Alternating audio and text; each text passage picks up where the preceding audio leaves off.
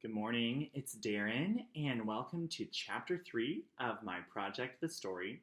This chapter is called The Mom, and full disclosure, it's not the easiest part of my story to tell, so bear with me if I lose it or if it seems a little slow or just whatever. Bear with me, give me some space and grace, and I'm going to tell you the story of The Mom. So I remember this one summer night when I was a kid, and my mother and I were sitting on the front porch, and it was kind of the perfect setting. There were some crickets, it was dark, the stars were out, it was a beautiful evening. And at the time, we had some neighbors that we thought they were crazy. They probably thought we were crazy. And they had dogs. I mean, lots of dogs. And they would just, not all the time, but every once in a while, they would just howl and bark and howl. So it was about 9:30 on this summer night. And my mom and I, just the two of us, which was rare, were sitting on the front deck and just started laughing and making up this song. And it kept going and going and going. And we just laughed. And I'll never forget. It's such a simple little memory, but it's so special to me. Here's another story for you. That same year, still a little kid, I remember that we were on our way to boy choir. I was in a boy choir starting at the age of 6. And we lived a considerable distance out of town. And so here we were on our way to boy choir. My mom was listening to the radio. She had the music up. And it was like really loud. And I tried to say something to her, and she didn't really hear it. So I said it again, and she still didn't hear it, and I kind of yelled. And then, because I was a little kid and I wanted to be heard, right, I turned down the radio. I just turned it down. And my mom slammed on the brakes and reached over and grabbed my shirt and just like shoved me into my seat and said, "Don't ever touch the radio again." So my whole life, my whole childhood especially, there seems to have always been two moms. There was the one that I really loved, and there was the one that I didn't necessarily care so much for. So first I want to talk about the mom that I loved and what she was like and what kind of things she did.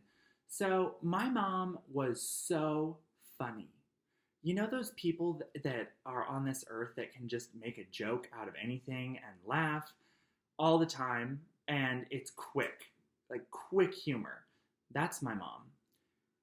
Hilarious. She could turn anything into a giggle and laugh. She was just incredibly gifted with that, and especially at impersonations. She could just copy and impersonate anyone she wanted. And I love that about her. She also approached so many things in her life with almost like this pioneer spirit. You know, like she's gonna do it. No rules. Doesn't matter if it's been done before or not. She was just going for it. Just this really pioneering spirit, and I've always admired that about her. She also loved flowers, and I mean loved flowers and nature, but the flowers. We had dozens and dozens of potted plants on our front deck. I mean, everywhere. It just looked like this little menagerie in the desert. And because we lived in the high desert and it would get really hot during the day, but then really cold at night, like below freezing, we had to haul all these plants in and out all the time. And we did it because Mom loved her flowers. I mean, loved them. She spent all her time, money, energy on these flowers. She loved them. And that's always been a special thing that I remember about my mom. She was a fabulous cook. She loves big flavors. I mean, like, you take a bite of something she cooked for dinner and it's like you tasted it. And it was always delicious. Just a really great cook. She also, it might be a kind of a strange thing to remember, but she was so good at keeping things like clean and neat and tidy. And I don't just mean like orderly. Like my mother could clean something and you'd swear that it was brand new. Our house always felt like that. The car always felt like that. She'd reorganize our bedroom, or I mean, just like the little things. She's just one of the most neat, tidy, orderly people. And whenever she was done cleaning or organizing or whatever she was up to, it always just felt so good. Like she just had that ability. Looked good, smelled good, felt good, whatever it was. And I always loved that. My mother is she was beautiful. I mean, I'm considering putting up a picture. Really, really beautiful. We would be out in public and people would just stop and be like, "Oh, you are so beautiful." Just a beautiful, like physically beautiful, tall, long brown hair, always really, really fit. She's just a beautiful person. And when she was good, she was really, really good. I mean, she was good. But likewise, unfortunately, when she was bad, she was really bad. Um, she was so extreme with her behavior. Like going back to that car ride for a second, when I turned the radio down, there was never like a, please don't do that again, or some sort of subtle talk about something. It was always just like, boom, like whatever it was. It was just so extreme all the time. She was adamant about that what happened at our house needed to stay at our house. We did not tell people about our personal life. She didn't like that. It happened a couple times where I was a little kid and I maybe said something to someone that I shouldn't, but it wasn't just like one conversation about how we shouldn't do that. She was adamant. We don't tell other people our business. Our business is our business. And we were in trouble if we did that. And speaking of trouble, she would punish us. And not just like, everyone has different ideas of what punishment looks like, especially when it comes to little kids and if they need to be punished. She would like really punish us. Like hits, some physical abuse, yell at us. But what was weird is she would always like hold us afterwards. She'd punish us, and then like shortly after, all of a sudden we're being cradled by her, and she would be crying, and she would say, "I'm so sorry, I still love you, please, just do better." And it was just this odd, like, instant change. You get in trouble, and it's like this boom violence, and then you're being coddled and held, and it just was very hard to live with. She was also easily annoyed by me. And I think that I was just especially gifted at pressing her buttons. I don't know what it was. I was always making noises or playing the piano or singing. I mean, I know I was a loud kid, but she definitely let me know that I annoyed her a lot. She definitely had some beef with my dad's family, like her in-laws, and she would just say really nasty things about them. I mean, they were our family too, but she would just go on and on and on. So yeah, there were some things that weren't so good, and it was challenging to live with. So my mother was born in Alaska, and she grew up on Kodiak Island. She has 5 siblings, so there's 6 kids total. And her parents never got divorced or anything. And just from the stories that I've heard of her childhood, growing up on Kodiak, Alaska, was not easy. There was nothing to do.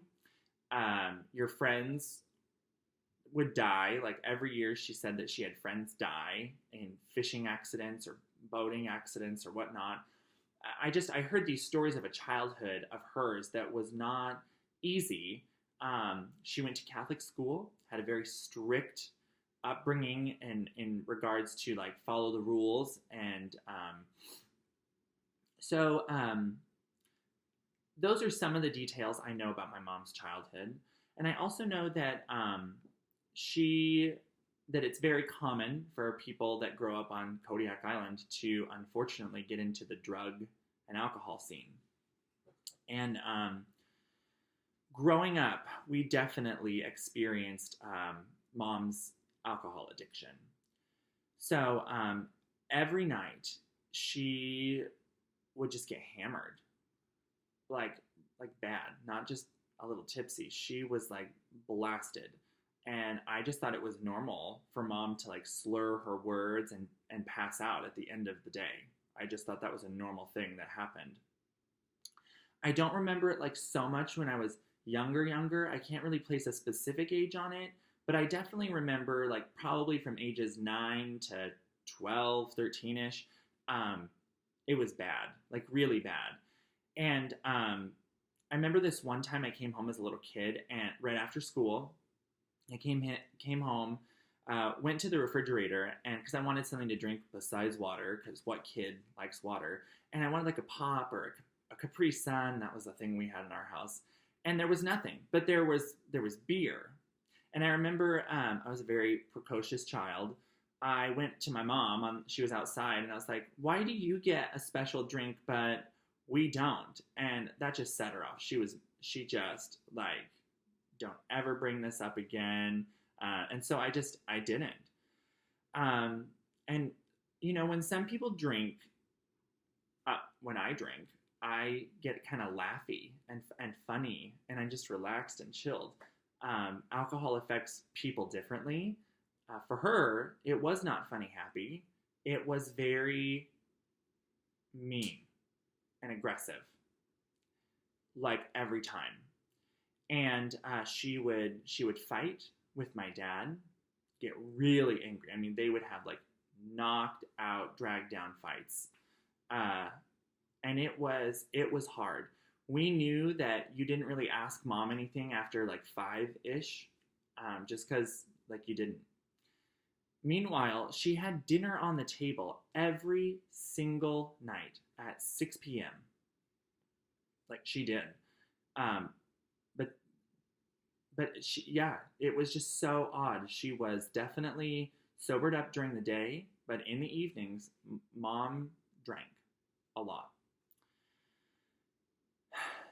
So, a lot going on in my childhood surrounding my mother. We get to the age of I was 13, and my parents, they fought a lot. Not a good marriage. They decided to end things and get a divorce. So this led to all the things that typically happen in a divorce: separation of things, all the battles, just all of it that goes with it. And that included custody battle, specifically between my sister and I. My brother was old enough that he really wasn't involved. Like, he was just about to turn 18. He really wasn't involved in it. And during the custody battle, divorce time of my childhood, my mother, I mean, I had some unpleasant memories before, but they were nothing compared to what was about to come from that stage of my life. We had court battles. She really tried to paint my dad and the family as just these vicious, evil people. And, meanwhile, shortly after my parents had separated, a new guy had moved into the house. And I just remember, like, when we finally did get the custody arrangement and whatnot, like, if my dad was late by 1 minute to drop us off back at my mother's after his time, like, she would call the police. It was just so dramatic and so much and so confusing as a kid, a young teenager. Like, why is this so difficult? And like, my dad had his flaws and his faults and problems too. Like, no one's perfect, right?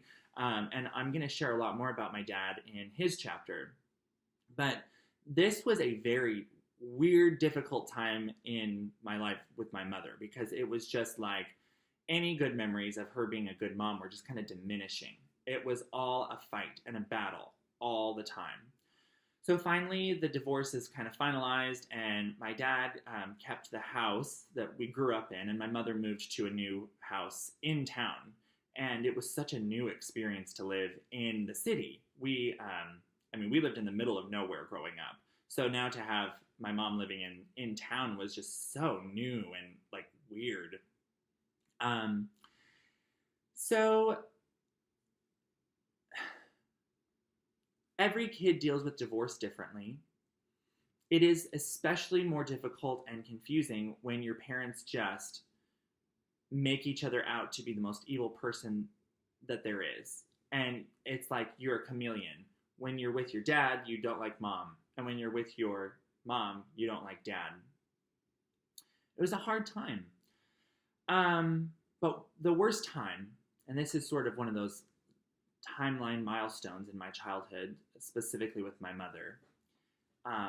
It was at her new house in town, and she'd been drinking a lot, and something came up about my dad. I don't remember the exact conversation, but I do remember what happened. My mom called my dad a bastard, and I didn't like that. I didn't like that. I was 13 years old, and there had been a lot of times when I hadn't liked something my mom had done or said, and my dad too, but you don't fight back. You don't correct them. I mean, I didn't. I was brought up to not do that. Like, you got in trouble when you did that. But on this specific evening, she called dad a bastard, and I just like yelled at her. I said, "Don't call him that." And it's almost as if in slow motion, I still remember it, my mom just like claws came out, and she yelled at me. I don't even remember what she said, but I know that what happened next was one of the worst experiences of my childhood. I was picked up.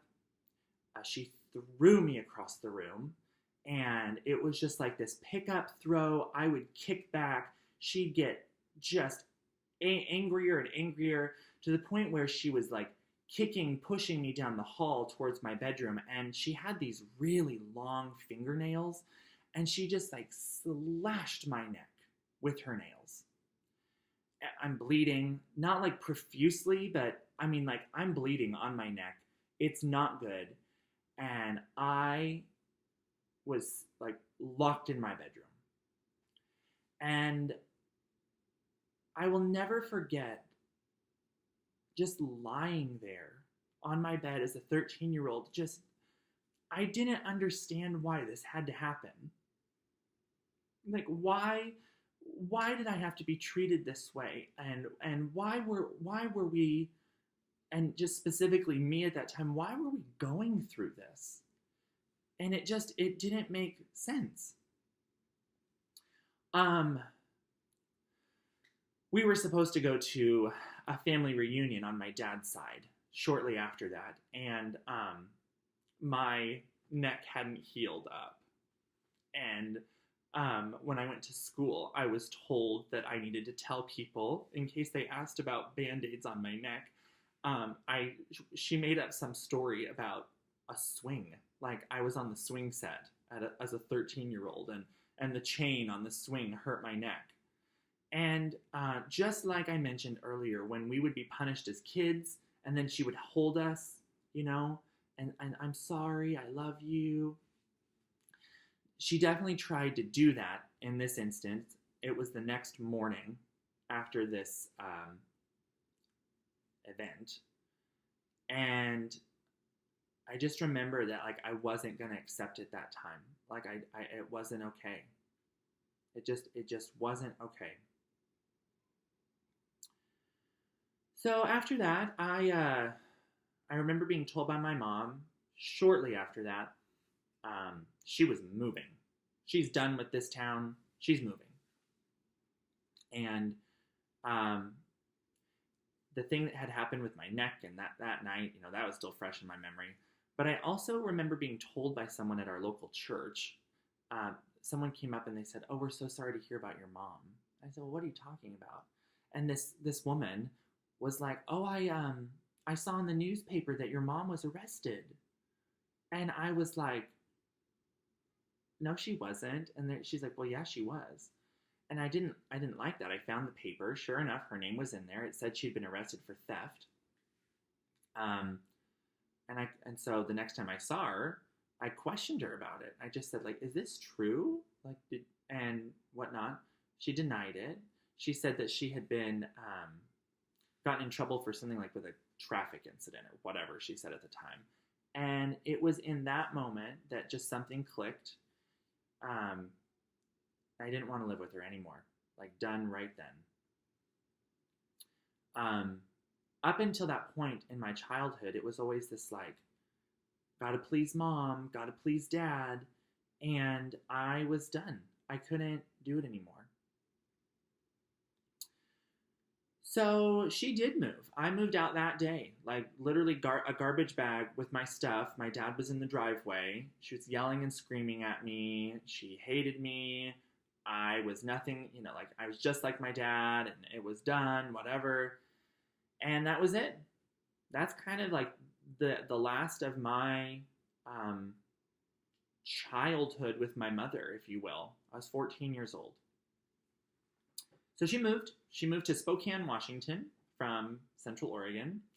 Her parents had recently lived there, and I don't even remember how long she lived there.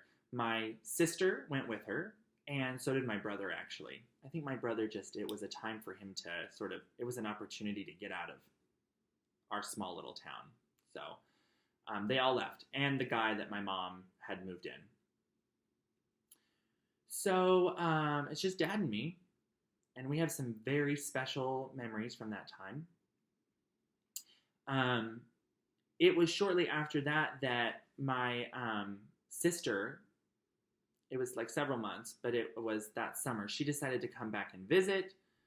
So we went up and got her from Coeur d'Alene, Idaho, and we drove back. And it was like in the car, my sister was just sharing all of this, all the bad stuff that was happening with mom and John and Coeur d'Alene. And she was young, and it was just not good. And very short, so Danielle actually never went back to Coeur d'Alene. And it was shortly after that my mother was arrested for drugs. She and her, at the time, boyfriend. That started like this whole other chapter in my life with my mother. I think that my mother had done drugs. I mean, I've been told that she had before then, but it was never something I had proof of,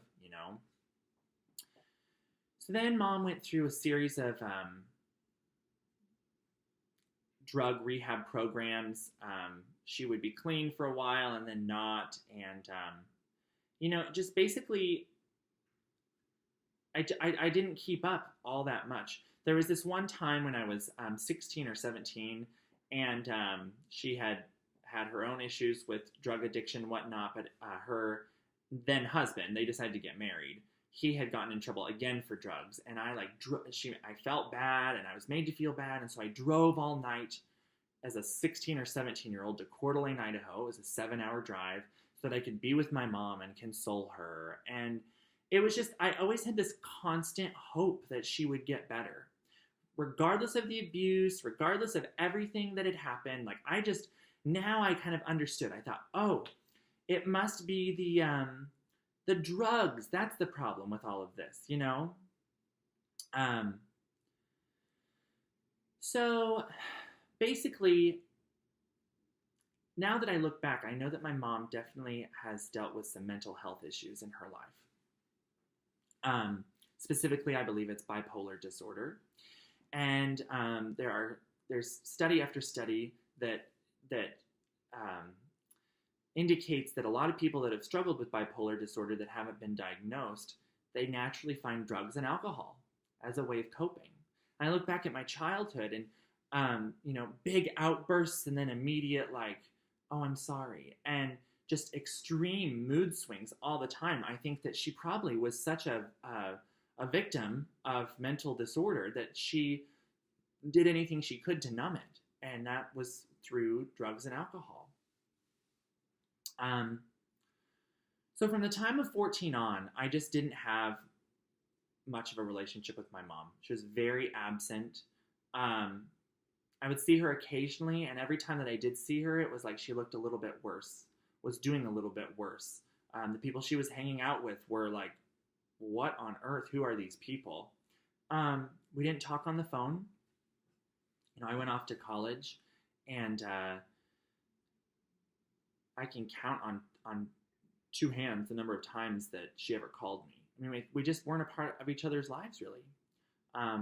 My life ended up taking me back to Spokane, interestingly, in the middle of college. And we still didn't really keep up very much, just didn't even see her. So every year on the second Sunday of May, we celebrate Mother's Day in the United States. And for a long time now, it's been a day that I just don't really enjoy all that much. You know, there's so many influences and factors from all these sources, Saturday Night Live, the cards, the commercials, everything that sort of portrays this idea of what a mother is, a good mom, and give thanks for her, and let's celebrate mom. And I just felt this void. And as the years went on and I got older and older, it got bigger, this void. I don't have a normal mom. I don't have a normal relationship with my mom. And still, all I wanted was whatever it was that was plaguing my mother, the struggle with drug addiction and alcohol, this battle with mental disorder, you know, whatever it was, I just wanted her to get better and to get help and to be the mom that I had always wanted. And I knew that she wanted to be. I really believed deep down, you know, if my mom could overcome some of these struggles, she would be a great mom because that's what she wants. Almost every good and happy memory that I had of my mom really happened that I remember before the age of 12 or 13. And it was still like that mom that I was clinging to, just wishing and wanting and hoping so bad that somehow she's going to come back and our relationship will be restored and all will be good. But unfortunately, as time went on, not only did our relationship not improve, it actually became even more strained. The first time I'd ever really stood up to my mom was that story that happened in our new house in town when I was, you know, the neck thing, and just that didn't end very well. And in recent years, under some very tense circumstances with my mother, I needed to stand up to her again. And again, it did not end well. Like, it just didn't end well. The messages I would receive, the things that she would say, I mean, mortifying things to hear from any person, but especially from your mother. I mean, it's just almost unfathomable. But it's happened several times. It just kept happening. It would happen all the time. We'd somehow make up, I don't know, and then it was just this cycle. It happened again and again. So why am I writing this chapter about my mom so early in this project I'm working on called The Story? In a way, it's to get it out of the way. And, you know, unfortunately, I couldn't cling to the hope that she would get better or get the help she needs any longer. It was truly a false hope. And we all know that saying that actions speak louder than words, and it's true. And I was just unable to allow the things that she did into my life anymore. They were tearing me down, not building me up. Without putting to rest that turmoil that involved my mother, that I just struggled with constantly, I was unable to move on. Do I still hope that she gets better and gets the help that she needs? Like, of course I do. But I can't fight her battles for her. And I ultimately have to live my life, not hers, not anybody else's, just mine. I remember that story of us being together on the deck when I was a kid and just laughing. And I cling to that, you know? If I didn't choose to remember the good times and the her that way, the happy, I think I'd still be trapped and I'd still be living on that false hope. I learned a definition of forgiveness a few years ago from a very wise woman, and it profoundly changed how I view forgiveness. And it was this: forgiveness is giving up punishing someone So it begs the question, well, why do you need to give up punishing someone? Well, because like punishing people isn't something that I want to be known for, first of all. And second, like I don't think that anyone likes to punish. And punishing someone takes up a lot of energy. Like a ton of energy goes into punishing someone, you know? And also, what am I even punishing her for at this point? Is it mental illness? Am I punishing her for having a mental disorder? Am I punishing her because she has a drug and alcohol addiction? Like that, I'm not going to punish somebody for that, right? So I've forgiven my mom. I've given up punishing her. And I've also chosen to forget the bad memories because they played their part.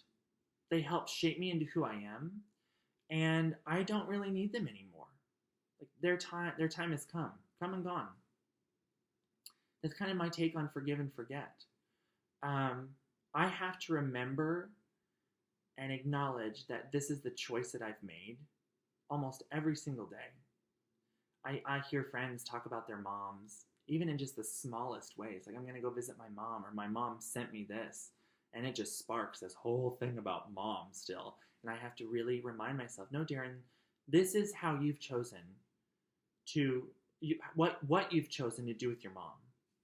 And I'm at peace with that. When I do remember it and I think about it, I am at peace. So what else is there to say? There's not much. I do know this, though. Regardless of everything that I've experienced and gone through with my mom, ultimately, she is someone that I appreciate, that I acknowledge, and that I accept.